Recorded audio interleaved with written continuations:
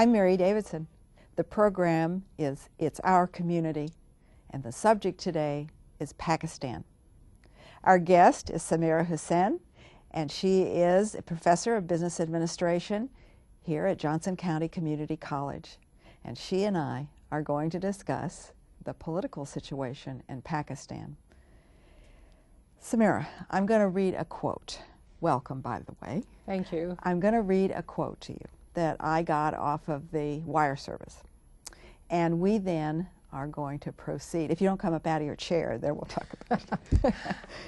The fuse on this powder keg, meaning Pakistan, has become even shorter. The Pakistani army has surged more troops into the tribal areas, attempting to eradicate the Taliban and Al-Qaeda. The United States and British troops are attempting to do the same thing on the other side of the border in Afghanistan. Meanwhile, Pakistan itself has seen violence spread to its major urban centers, where extremists have been detonating bombs and taking over police stations.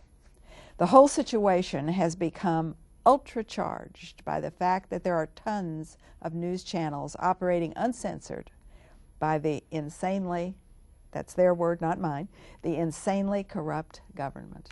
What do you think?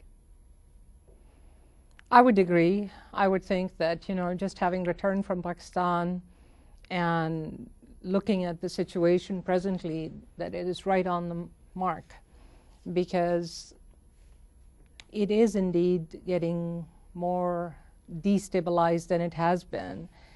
And in the short run, it looks like it's a big chaotic mess. And in the long run, I'm not sure whether there are any prospects, but one can always remain optimistic. But it's a complex quagmire that has been created. So I think that that particular comment is right on the mark. Do you think, I pick up, as you talk about Afghanistan, Pakistan, Iran, countries in the area of the East, the same word keeps popping up, corrupt. Do you think that's an appropriate word to attach to the governments? And let's just take Afghanistan and Pakistan right now. I think that one of the issues that we must be clear on is that given the history of what happened in Afghanistan and what is presently happening in Pakistan are two different situations. Okay. And I think we all know, or those of us who have been plugged in know, that in Afghanistan, the war that was fought for 9 years with Russia and the Mujahideen that came about, and then how the warlords and the different tribes, the different ethnic groups that emerged, and which then became the present-day Taliban, is a different situation. And sure enough that, there is always jockeying for power amongst those different tribal groups and different ethnic groups. And then the whole situation now with Karzai is completely different than what has happened in Pakistan in terms of its turbulent history from the time the British left and we became an independent country, and how, because of its geographical location, as well as the military history of how the military has taken an active role in Pakistani politics, that I see as a different thing. But in terms of the corruption of it, I think, yes, there is always going to be elements of corruption when you do not have transparent democracy. And in order to sustain democracy, you have to have independent institutions, which unfortunately we have not seen. Well, and I'm not sure we're going to see it anytime soon. But I think, too, that, and you know more about this than I do, you've just been home. I think often the United States tends to lump its foreign policy together with Pakistan and Afghanistan because of the leakage across the border of the Al-Qaeda, the Taliban, and all that kind of thing. And so we lump that together. You're absolutely right, and that's a big mistake, because it's called the Pak-Afghan policy now, in terms of foreign policy. And I think that's where we are making a big mistake. Yes, sure enough, we have a porous border.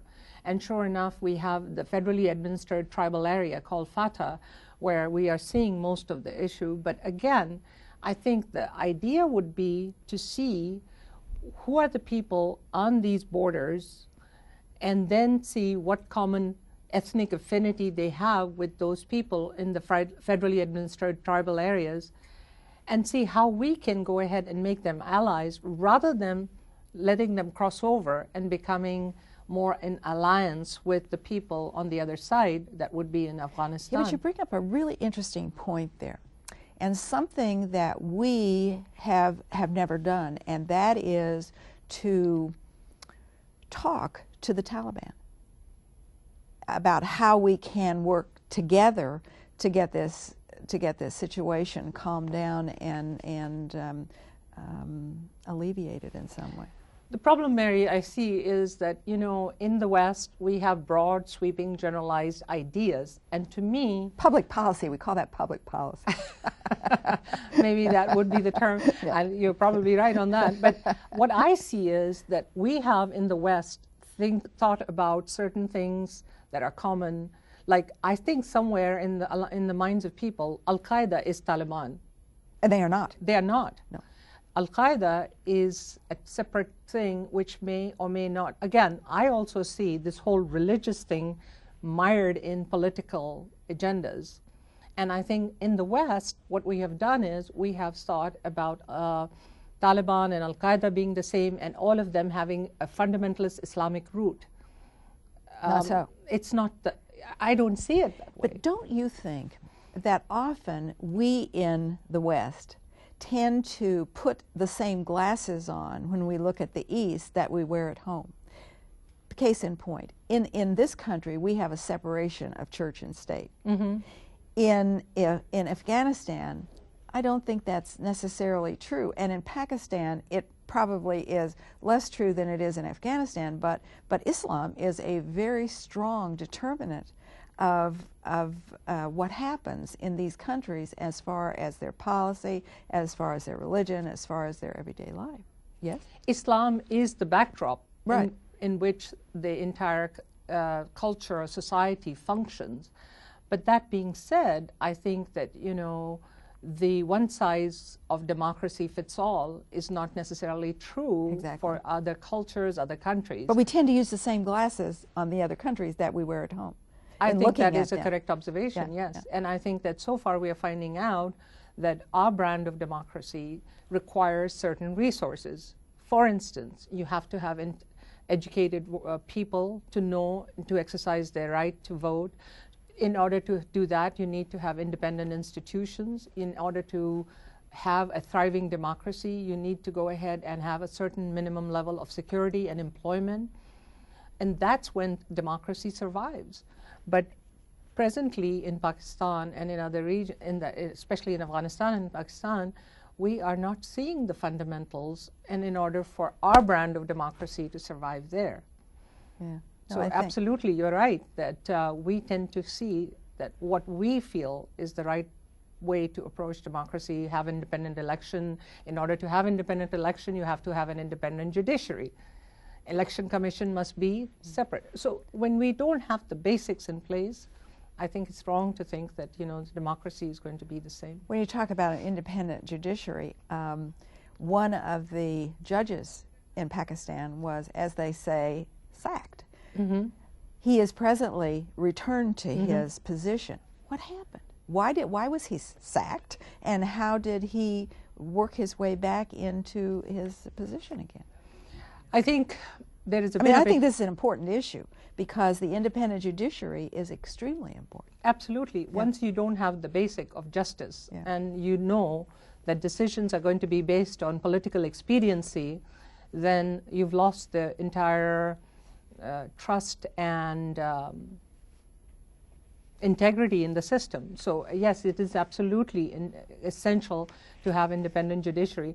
And the history of why Iftikhar Chaudhry was sacked was because at one point when Musharraf had just come to power, there was a lot of expectation that he would remain independent, that he would bring about, and his intentions were never to remain as a military dictator. But he couldn't give it up. He could not give it up. No.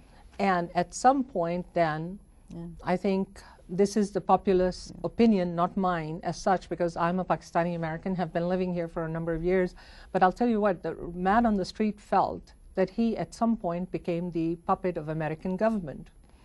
And so in order to go ahead and strengthen his power, now this was interesting and ironic that in his regime, so to speak, there was a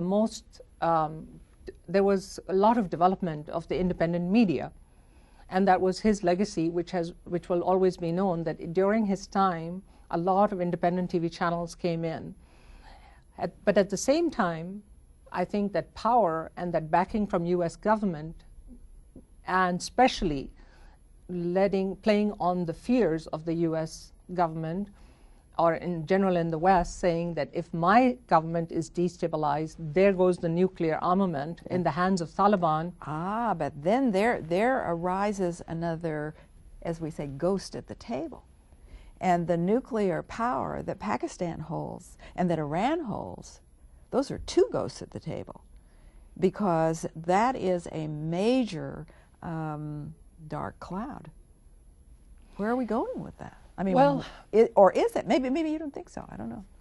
I personally think that every time we've had an election in Pakistan, even the moderate Islamic parties have not done well. Okay? So to me, having this perception that somehow that nuclear armament is going to be in the hands of Taliban and suddenly it's all going to be over is really wild imagination. Now, I may be an eternal optimist, but that is, to me, based on what I see. So you're not particularly worried about that? I'm not worried about the nuclear armament getting into the hands of Taliban anytime soon. But I do... Not even in Iran? I'm not so worried about it getting into the hands of the Taliban. I'm worried about some nincompoop pushing the wrong button or using the fast developing nuclear power in Iran for ill. That's what I'm worried about. I'm not so worried about the Taliban grabbing it as I am it being used. You're talking about Mahmoud Ahmadinejad then? Yes, yes. Now, I particularly, I don't feel like I'm really can address that with any conviction one way or the other. No, I understand. But it certainly is a ghost lurking over here in the wings. I would think that given the present day situation in the entire Middle East, and I think the rise of radicalism, I wouldn't call it fundamentalism, but radicalism, because fundamentals of any religion are good. I don't see how the fundamentals of Judaism or Christianity or Islam are any different. They are good. So I don't like the word fundamentalism, but radicalism, to me, can be lurking, and then given the situation, and that you feel is a that is a concern. Yes.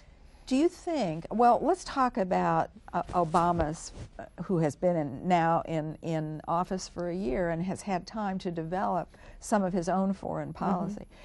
The Obama foreign policy toward Pakistan. What could you comment on? Has it changed much from George W. Bush? I think the speech in Cairo that Mr. Obama had made, and initially I think just the perception that Mr. Obama had Muslim roots was causing some sort of anticipation, excitement in the minds of the average guy on the street. But to date, I don't see where there has been any concrete steps taken, because as we speak, just this month alone, there have been 19 drone attacks in Pakistan from the U.S. government. Well, and I have a little article that I cut out of the paper, and it says the United States will provide a dozen unarmed aerial spy drones to Pakistan in the fight against militants on the Afghan border. And I'll tell you what, Mary, these drones do not distinguish between the terrorists and the women and children. So as a result, what we are seeing is more of anger and anxiety, and the feeling of trust or the feeling of anticipation is fast disappearing, because, again, like I said, there is a lot of collateral damage. which then turns the average person away from what they had from the initially focus of where we need to be going, really. Exactly. Yeah. You know, I also think that if the economic situation is not stable, it also is a deterrent to settling people's political concerns as well. Absolutely. And I think, you know, in this country we have seen that, you know, again, there is some degree of that enthusiasm and fervor that was there when Mr. Obama came.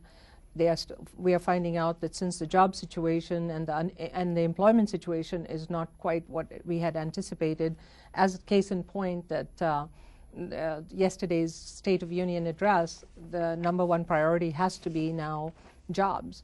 And we're talking about issues being 10 times worse in Pakistan. So yes, you are absolutely right.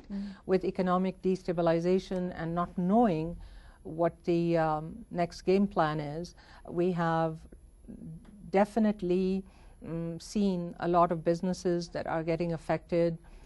Fundamentals like electric power is still an issue. Well, you said when you went home, you don't have electricity all the time. No, you don't. And you know what? The other thing that has really contributed to this mayhem or this chaos, so to speak, is that I see a lot of polarity in the society. The middle class has all but disappeared. When the middle class goes away, there goes moderation. Yeah.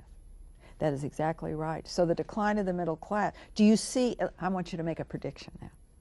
What do you see as the future? More decline of the middle class, more bifurcation of the thought of the people, the youth rising up to protest? What do you see? What's going to happen? I see that, you know, there's a lot of consciousness. Pakistan as a country, it has always been sort of ironic that when I came to the United States, I thought everybody would be plugged into the political scene and be much more aware. But I found that there was a lot of apathy amongst the colleagues or my students, so to speak. But ironically, even the guy on the street who's an illiterate taxi cab driver, he is plugged in politically. And so there is a lot of consciousness. There is that cell phone, there is that laptop now, and there is that awareness. So is hope in your vocabulary? Hope is in my vocabulary, provided we approach this as a war of hearts and minds, not as a war of giving another surge onto the military or thinking in terms of just quelching this rise, this tiger that is rising. I think putting more money into universities. I've always maintained getting more visas so that the average person can come here and see for themselves what our society has to offer, the wonderful work ethic we have, the hardworking average American. The society of Pakistan has much to offer too. And so if we can mesh those attributes that we have, think what we could do. Absolutely, because Islamic culture, Islamic ideology, Islamic thought, and the Pakistani people themselves are hardworking, industrious, and they are survivors. And they want peace, they want stability, they want just like the average guy here wants to go ahead and live their life to the fullest. And the interesting thing is that the world is becoming our community. It is, it really is. And I think that so many different kinds of people, different ways of thinking, different cultures make us an even stronger place. It does. Not a weaker place. It does. And I think that, you know, you and I have talked on many occasions that, and being in the field of education, to me, education is not necessarily about degrees. It's not about just saying that I am now functionally literate. It's about being able to have the ability to see wider perspective. Just like I maintain, I speak around 4 languages. And when I'm speaking in different languages... What do you speak? Speak English? I speak English. Arabic? I speak Urdu, which is my language. I have functional understanding of Arabic. And of course, I have the root of Urdu is Farsi, which is the language of Iran. And so And then there are, of course, 16 different languages and 32 dialects in Pakistan. And we are fortunate to speak one here. But just like that, I think that, you know what, you can speak the global language by using the vocabulary, by being aware. And it may be English, but it could have a global understanding. But what you're really saying is the key to the solution is education. Absolutely. And maybe I'm furthering my own profession here. Well, we have to keep ourselves in a job. That's right. And so I want to make sure that this is job security. But nonetheless, I tell you what, I think that I was listening to one of the politicians, Imran Khan, who used to be a former cricketer and opened the best cancer hospital after inviting a lot of foreign interests and so forth. But he is now opening a university in this area. And to me, that's where the effort should be. And educating women as well. Educating women and not letting that total religious madrasas to survive. Those madrasas are there, they serve a purpose, and I think we need to understand our own religion, Islam, in the context of the dynamism that it offers, not in terms of the darkness that we see now. Well, and the madrasas, if they do what they're supposed to do not teach hate or war, or they teach Islam, which is not a religion of war or hate. I think that madrasas, if they are teaching a person to at least learn the Arabic letter, to be able to recite the Quran, to be able to at least be knowing what the root is, that's fine. But then go beyond that and go into the analytical aspect of it and see, what does that verse say? What does that verse mean in the modern context? How does Islam give the right to women, not necessarily, not this political ideology, which I feel is completely political, not religious, to go ahead and shut down the schools? Just quickly, what do you think about the present president, Benazir Ali Bhutto's husband? I find it very ironic that a man who was known as Mr. 10% for his corruption charges, because of the fact that any business that was going to be conducted, he needed 10% of that, and that was the corruption. That was the name given to him, Mr. 10%, and who has pending charges now against him. He is the head of the country, and just yesterday in the Pakistani newspaper, the largest circulating English newspaper, Dawn, he is so superstitious that he will be ousted, that he touches a black goat, which is as to ward off evil from his presidency. Somehow I'm getting the thought that you don't think too much of it. I don't. I feel like, you know what, he is again a little threatened by the judiciary now because of the charges that have never been settled. Well, and he is at the end of a very long line, the Ali Bhutto line of, as Benazir Bhutto's husband, of inherited wealth and power in Pakistan. Absolutely. It's like I told you earlier when we were chatting informally, that it is the Kennedy clan of Pakistan. And I think the politics of dynastic politics, the politics of feudalism, the politics of taking the serfs and then coming to power and calling yourself a political democratic force, to me that is not real power, because democracy should be practiced within the political parties. A common person who joins the Democratic Party should have as much of a chance to come up as, let's say, the Kennedys, so to speak. But in is there a chance? But in Pakistan, it has been the politics of feudalism. It has been the politics of, like I said, dynasties. But let's go back to a comment that you made earlier, and that is that the middle class is shrinking. That does not bode well for that feudalistic dynasty changing. That is absolutely right, because when you feel that, you know, you have the haves and the have-nots and the middle class starts disappearing, that's when it is in the interest of the elite to keep this person ignorant and to keep the person in that proper place. However, today, because of the media, because of the awareness, the internet is everywhere, you can't for sure keep people at this level always. So you will have an uprising.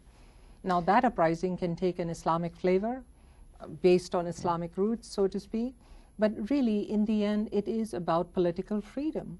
Well, and you know, traditionally the youth of countries are the ones that rise up for political freedom. Is that happening at all in Pakistan? It has always been the case in Pakistan. When I was growing up, I always saw a very active student population and actively involved in the politics. And yes, the students are involved, but again, for the student movement to thrive, you have to have the ability to be able to go and not feel insecure that one day something will happen. I'll give you a very small example. I was driving by this time, and it was a school, and I was with my sister-in-law, and it was around 6:37 in the evening, and I asked the driver, why is there a huge barricade outside school? And she said that, you know, schools are the primary target. And for terrorists. For terrorists, yes. Because of the fact that, you know, this is where the secular education is being given, and this is where they find that most threat is. And to me, that was just mind-blowing. Well, but Samira, I mean, you snuff out the candle of education, you snuff out the candle of progress and change. That's the easiest way to do it. But again, you know, one would have a heart-to-heart dialogue with any Taliban leader and say, is your cause religion or is your cause political expression of thought? Would they be able to tell you? Can they separate the two? I would think they would be able to separate the two, even if you take Osama bin Laden. I'm certainly not a fan of his, but when you look at what he is saying, his agenda was the monarchy in Saudi Arabia, the presence of U.S. troops in Saudi Arabia, and so when you look at his agenda, it was not a religion, it was political. Should the Saudis be more actively involved in the peace process? Should they be helping to negotiate? I think they should be able to go ahead and establish more secular education, as well as create Islamic ideology schools that would examine. But the Saudis are they have a lot of tentacles out in this part of the world. In what sense? Well, oil for one, and many of these people that are causing trouble have learned their lessons from, you know, the Wahhabi. I think that it is a complex issue in terms of how the monarchy needs to be preserved, obviously, because the more social and political consciousness a group of people have, the more there is going to be a threat to the monarchy. I think, you know, I think you're right, and I, in saying thank you to Samira Hussein for coming and being so frank and candid about her life and the life of today in Pakistan. I think we have to say that even though the world may appear upside down, we all have to work hard, because the world indeed is our community. I'm Mary Davidson. Please join us again. It's been a real pleasure.